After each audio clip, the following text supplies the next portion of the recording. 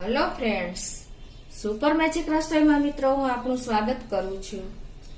આજે હું છીબા ઢોકળીની રેસીપી લઈને આવી છું મિત્રો. તો તમને મારો વિડીયો ગમે તો લાઈક કરજો, શેર કરજો અને સબસ્ક્રાઇબ કરવાનું તો ભૂલતા જ નહીં.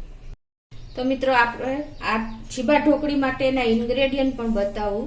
એમાં મેં આ 1 કપ ચણાનો લોટ લીધો છે, 1 ટીસ્પૂન મરચાની પેસ્ટ છે, 1 ટીસ્પૂન આપણે મેથીનો મસાલો છે અને 1 ટીસ્પૂન આપણે કસૂરી મેથી છે, 1 ટીસ્પૂન આપણે સુગર છે અને 1 ટીસ્પૂન આપણે લીંબુનો રસ છે અને મીઠું છે 1 ટીસ્પૂન જેવું જોશે આપણે. અને રૂટીન મસાલામાં આપણે અડધી ટીસ્પૂન હળદર અને અડધી ટીસ્પૂન હિંગ જોશે અને અડધો કપ જેવું પાણી જોશે. તો હવે આપણે બનાવવાનું ચાલુ કરીએ. મિત્રો આ છીબા ઢોકળી એક આપણે વિસરાતી જતી વાનગી, દાદી નાનીના વખતમાં બહુ બનતી, આપણે લોકો ભૂલી ગયા છે. અને આ એક એવી ઝટપટ બનતો નાસ્તો છે કે તમે 5 મિનિટમાં પણ તમે જો આ નાસ્તો તૈયાર કરી શકો છો અને બાળકોને તમે લંચ બોક્સમાં કે ઘરે ક્યારેય પણ ભૂખ લાગે તો આ નાસ્તો ઝટપટ બની જાય એવો છે મિત્રો. તો આપણે હવે એમાં શું કરવાનું છે કે પેલા આપણે પાણી જે ઢોકળીને બોઇલ કરવાની છે, એટલે કે સ્ટીમે વરાળે બાફવાની છે. તો એના માટે પેલા આપણે ગેસ ઓન કરીને એક પેનમાં પાણી ગરમ મૂકી દેશું. હવે આ પાણી ગરમ થાય છે ને ત્યાં આપણે હવે ઢોકળીનું બેટર બનાવી લઈએ.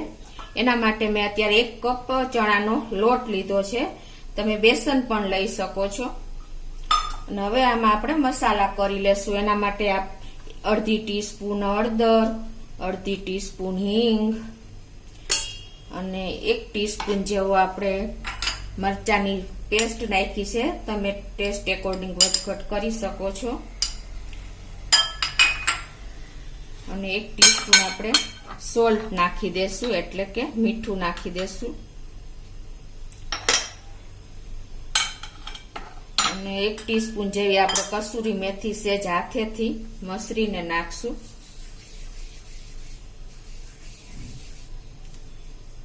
મેથીનો ટેસ્ટ આમાં બહુ સરસ લાગે છે.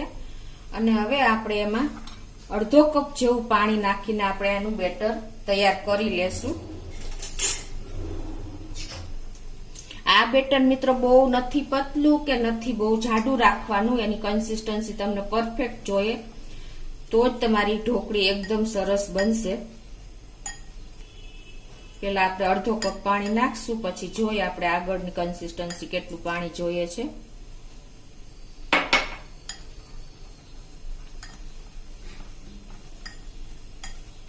મિત્રો આની પ્રોસેસ એક અલગ જ છે. હું તમને જ્યારે બતાવીશ ત્યારે જ તમને ખ્યાલ આવશે, તમને યાદ આવશે કે આપણે દાદી વખતમાં બહુ આ ઢોકળી ખાધેલી છે.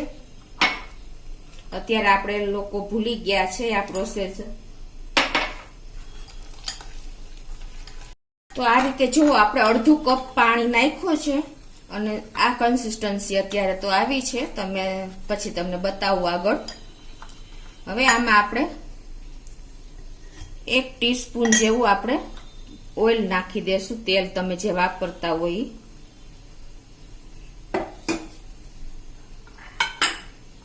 ને પણ આપણે સરસ મિક્સ કરી લેશું.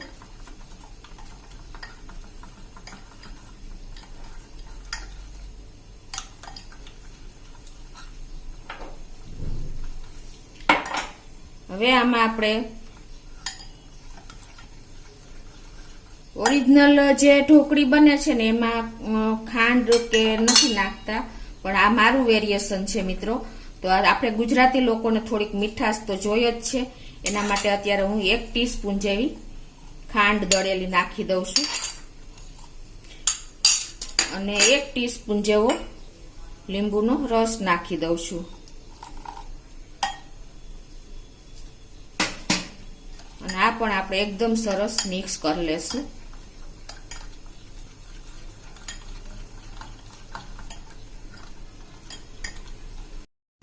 તો જો આપણા બેટરની કન્સિસ્ટન્સી એકદમ પરફેક્ટ છીબા ઢોકળી માટે તૈયાર થઈ ગઈ છે. નહીં બહુ પતલી કે નહીં બહુ એકદમ ઘટ એવી આપણે તૈયાર કરવાની છે.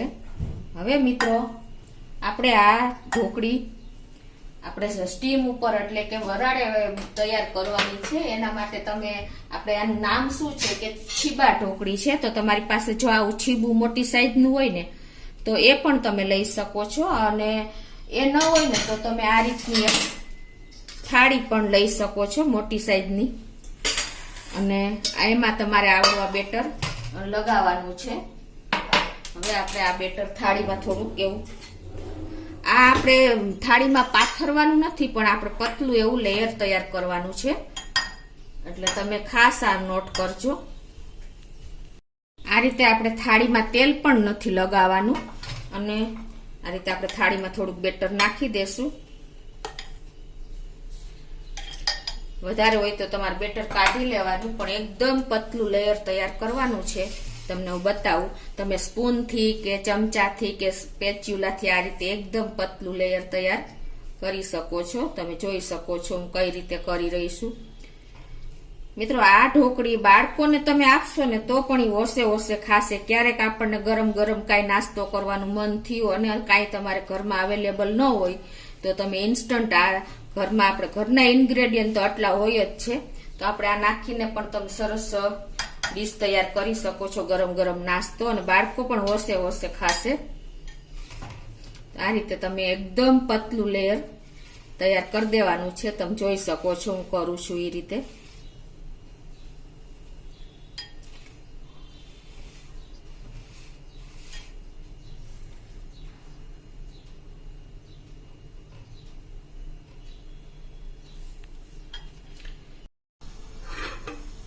તો જો આ રીતે એકદમ પતલું લેયર તમારે તૈયાર કરી લેવાનું છે, અને વધારે લાગે તો તમારે વચ્ચેથી થોડુંક લઈ લેવાનું મિત્રો. તમે જોઈ શકો છો. અને હવે આપણે આ બાજુ જે પાણી બોઇલ કરવા મૂક્યું છે ને એ પણ આપણું પાણી પણ જો તૈયાર બોઇલ થઈ ગયું છે, તમે જોઈ શકો છો.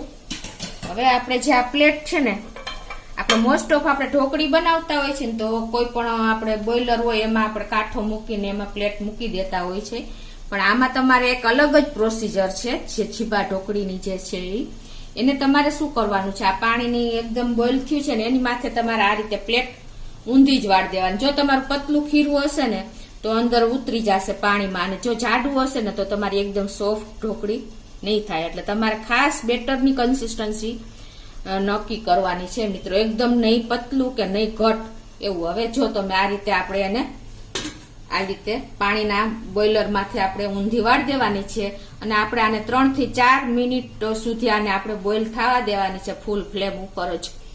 તો હવે આપણે પછી આગળ જોઈ લઈએ. તો હવે આપણે ઢોકળી ચેક કરી લઈએ. 4 મિનિટ થઈ છે.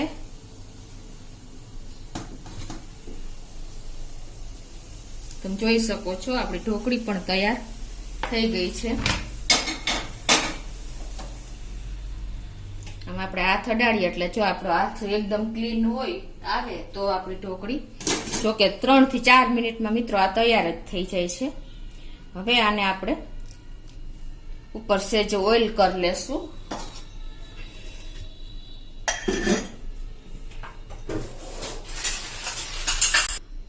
એક ટીસ્પૂન જેવું આપણે ઓઇલ નાખીને એને સ્પ્રેડ કરી દેશું આ રીતે.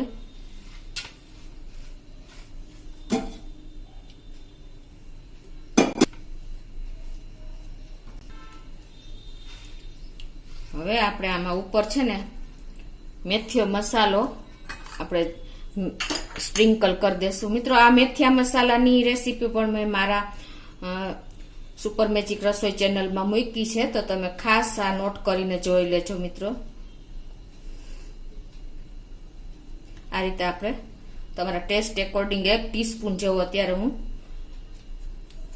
સ્પ્રેડ કરું છું. હવે આને આપણે મોટી સ્ટ્રીપમાં કટિંગ કરી લેશું ચપ્પેથી. તમે ન્યુડલ્સ સ્ટેપમાં પણ બાળકોને આપવી હોય તો તમે ન્યુડલ શેપમાં પણ કટિંગ કરી શકો છો.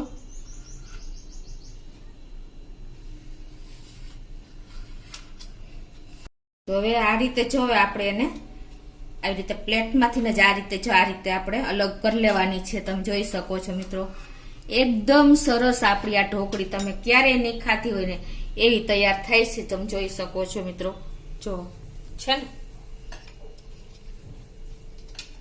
આ રીતે આપણે બધી સ્ટ્રીપ ખોલી લેશું. જો તમારું લેયર સરસ થયું હશે ને મિત્રો, તો જ તમારી ઢોકળી એકદમ સરસ આવી લુકમાં થશે.